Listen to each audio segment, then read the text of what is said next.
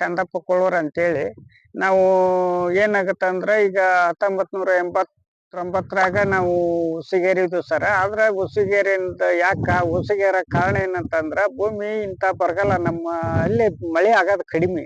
ನಮ್ದು ಏನಾಗತ್ತ ಯಲಬುರ್ಗಾ ತಾಲೂಕು ಬರದ ನಾಡ್ ಅಂತೇಳಿ ರಾಜ್ಯದಾಗ ಒಂದು ರಿಕಾರ್ಡ್ ಐತಿ ಸರ್ ಅದು.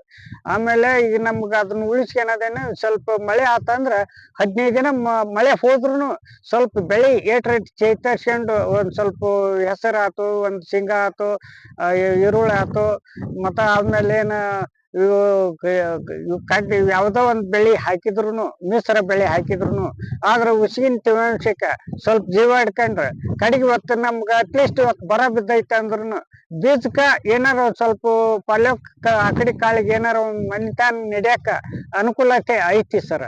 ಈತಿಂತ ಉಸುಗ್ ಏರ್ಕೊಂಡು ಏಟ್ರ ಕಾಣ್ತು ಅನ್ನಕ್ ಇದ್ ಮಾಡೋದು ಇನ್ನು ಇವತ್ತು ಹೆಚ್ಚಿನ ರೀತಿಯಾಗಿ ರೈತರು ಇನ್ನು ಇಂಥವೆಲ್ಲ ಮಾಡ್ಕೊಂಡ್ ಅನುಕೂಲತೆ ಮಾಡ್ಕೊಂಡ್ರ ಒಳ್ಳೆ ಬೆಳಿ ತಮ್ಮ ಜೀವನ ಸಾಗಿಸ್ಕೊಳಕ್ ಅನುಕೂಲ ಆಗತ್ತ. ಇನ್ನು ಹೆಚ್ಚಿನ ರೀತಿಯಾಗಿ ಸರ್ಕಾರದ ಪರಿಹಾರ ಎತ್ತ ಮರೆ ಹೋಗಾಗಲ್ಲ.